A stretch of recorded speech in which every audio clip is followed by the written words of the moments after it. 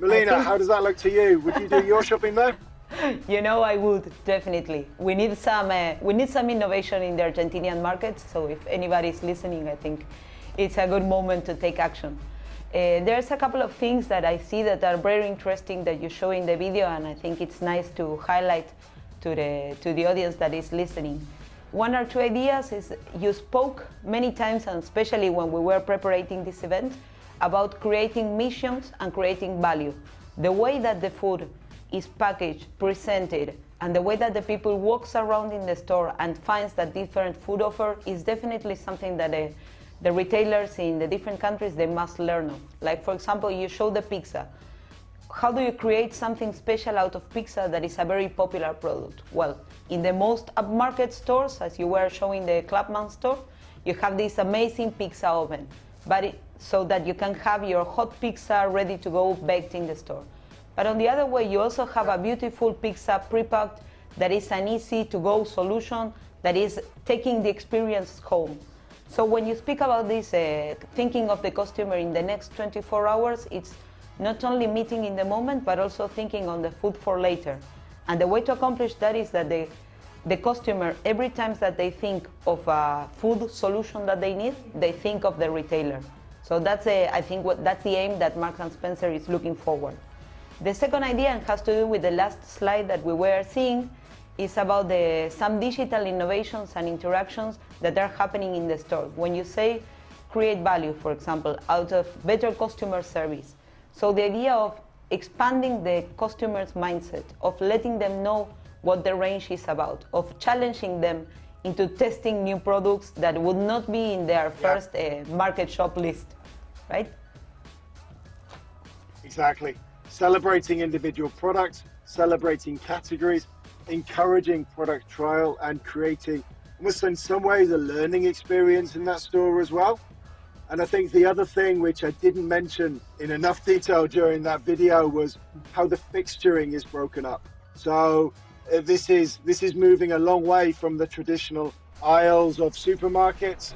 It's low-level fixturing, it's different styles used within the store to help create those focal points and create those specialist zones of expertise within the store itself.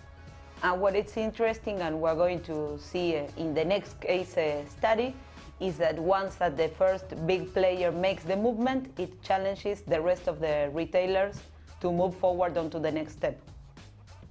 Me as a vegetarian, I'm very happy to see this, but speaking seriously, I think there's something that is very nice to see in this picture, and is the way that Pret a Manger organizes and visually helps the customer to choose and to find what they need. If you see, if you would look at the layout, it's actually one wall full of the fridges in the back end. But actually they separate vertically the food offer, they integrate different concepts. So the way that the customer flows is very easy. You go from choosing your drink, to getting your sandwich, to getting your salad, to getting some more premium offer or hot solutions that they are highlighted in a different colors. And then you have like dessert, yogurts, or breakfast menu.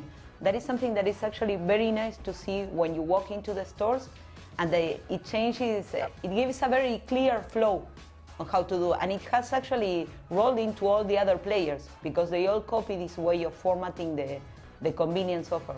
So those clear sight lines enabling them to make the product, the really high quality product, then making that the star of the show, and everything else is really designed around that, but showcasing health, showcasing freshness as part of that overall offer.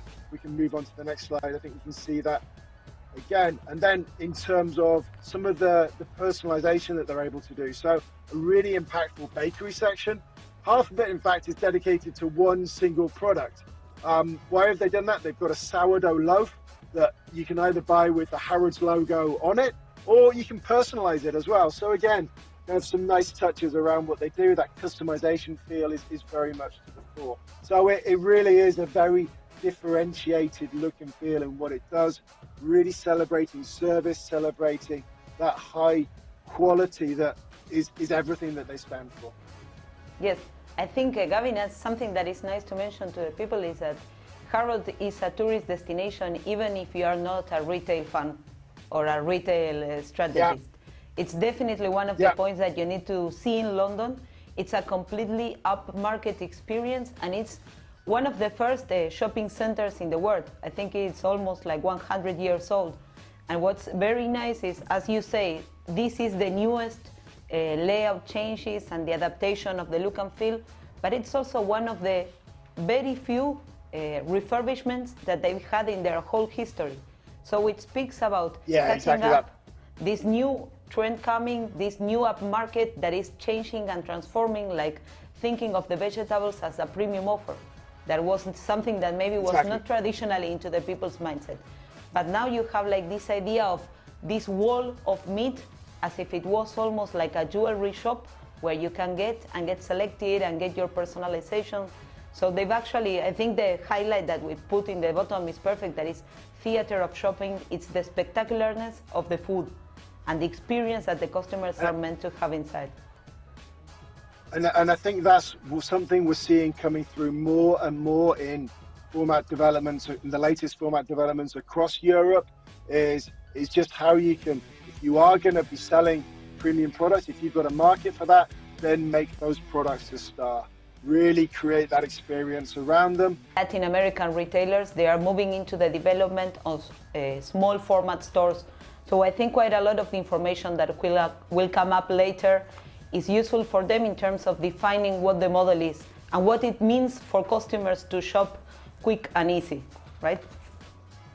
Yeah, and I think the key is that fresh proposition. So whether that's across produce or the meal solutions, both for now and for later that are in those stores, that is certainly something which many of my groups come to London to look at and to learn from. No, I just wanted to highlight one of the news that you actually mentioned on your LinkedIn this week. That is, I think it's a vibrant new concept that Italy is finally coming to London. I think in terms of the food hall expansions and the gourmet and the international offer that you see in the city, it's very important to see a key player like Italy coming into the city, and it's going to be interesting how they adapt and they bring all this Italian flavor and knowledge around the London market. Mark and Spencer, again, I'm speaking from the Latin American perspective, so I think it's interesting to explain the people. Mark and Spencer being such a statement in the British brands, it has expanded their model to many of the Commonwealth countries. So in South Africa, for example, there's a big influence in what is Woolworths that also operates in Australia in terms of these big department stores that they moved into the food, and every day they are growing the range and bringing in the ideas that are first tested and developed in the London hub. A presentation that we like. You know that we are store designers and we like to do food display counters, so finally we are coming here. And I think this latest concept from Marks and Spencer's, this is what they've done in the London Clapham store. They've done it in about 10 different locations now across the country, all slightly different, but based on some very similar principles. Although they work with a lot of food different propositions, because you have pizza, pasta, milkshakes, the hot pan, the char and smoke, they still think of concepts that help to bring these strategies in a more everyday setup. So how do you create the mission for the customer to come back every day? Then you rotate the specials, you rotate the menu. That is supported even by digital signage, that I don't know if it was actually visible on the video, but we discussed this before when we were setting the video, is that the menus, they change every day according to the offer. But also is to think about the common ingredients and the common flavors that they help you to create a varied offer without having to fulfill a million different dishes. So for example, pizza, if you do a pizza that is with mushrooms and sauce, it's the same base that you can create for a pasta bowl. And it speaks of a full Italian environment. You present different options, you give the customers the possibility of customizing or changing every day their meal, because the mission is to bring every day the customer back. So how do you create that need if you always serve the same dishes?